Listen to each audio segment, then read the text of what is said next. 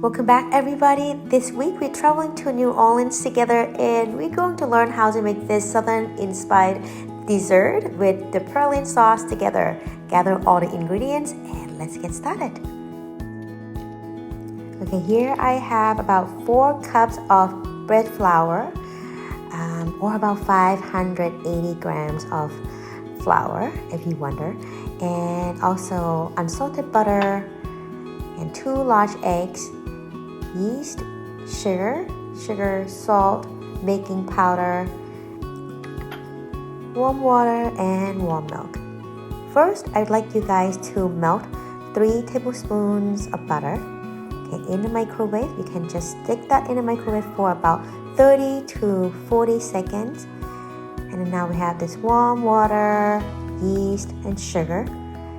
Okay, now just add in 1 tablespoon of sugar and then mix well until dissolved.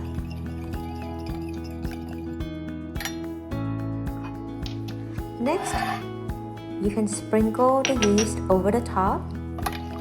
Mix well and let stand for about 5 minutes or until foamy. And the reason I melted butter first because I want the butter to be nice and warm by the time we use it, so it's not too hot. Now you guys can see that after 5 minutes the yeast is nice and foamy. You can add in warm milk. Okay, next in a separate bowl, crack 2 large eggs.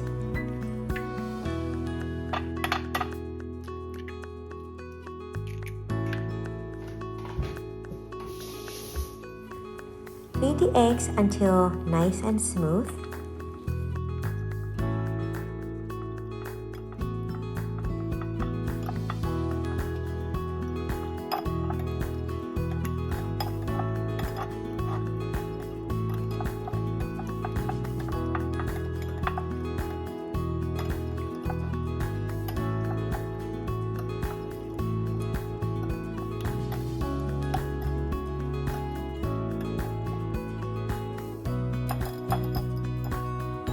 Next, in a large mixing bowl, add in bread flour, about 4 cups of bread flour, or I used about 580 grams of bread flour.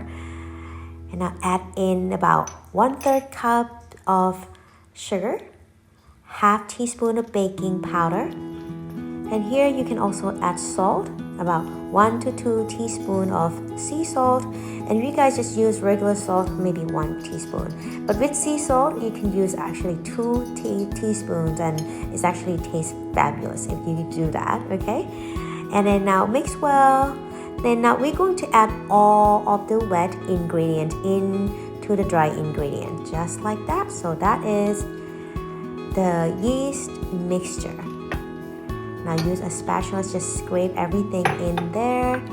And then next, melted butter, warm butter, and then you guys can add the eggs. And if you guys happen to forget any ingredients, feel free to just add them in here, okay? Now I'm like, oh, I forgot my vanilla extract. Okay, I just add about 1 teaspoon of vanilla extract in there. And I'm like, ooh, some salt, and I just add a little salt. I actually added more. So feel free to add about 1 to 2 teaspoons of sea salt or about 1 teaspoon of salt, and use a rubber spatula to form a shaggy dough like that. And you can turn the dough out onto a clean surface and use your hands to knead until it comes together in a nice smooth ball. It usually takes about 3 to 5 minutes, okay? Today I'm going to be using a stand mixer because I have other things to do, so I'm going to use a stand mixer to help me. But feel free to use your hands and play around with the dough. And if the dough is too sticky for you guys, for your hands to handle, add some canola oil on your hands, or you can also add flour on your hands and just knead it until nice and smooth. Again, it takes about 3 to 5 minutes with your hands. Yeah, just knead it like that. take it out and knead, or you can use a dough hook like this. Use the machine. I'm going to use a dough hook on a medium speed for 3 to 5 minutes. Actually 3 minutes. 3 to 5 minutes when you use your hands. With the machine, it's pretty fast. 3 minutes. And then if the dough, after 1 minute, you're like, oh, the dough is still kind of wet. It's too wet. You guys can add 1 tablespoon of bread flour, 1 tablespoon at a time, okay? And then just add 1 tablespoon of bread flour, 1 at a time, until the dough pull away from the inside of the bowl, okay? So just like that. Now I'm gonna show you guys the texture of the dough that we are looking for.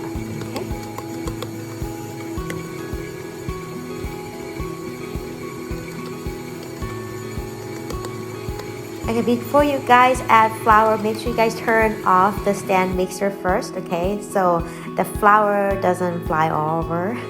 It's not a big deal, but it's better to just turn it off and then add in extra flour. Hopefully you guys don't have to add any more flour.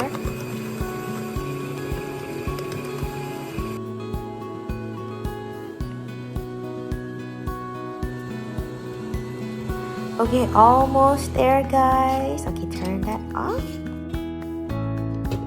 Alright, here we go, the shaggy dough. A little sticky, but don't worry.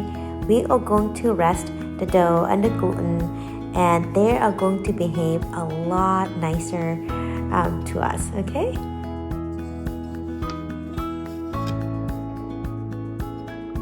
So now, grease a clean large bowl, okay? A clean large bowl, larger than this one, with canola oil. And now you guys want to transfer the dough to the greased bowl and cover tightly with plastic wrap.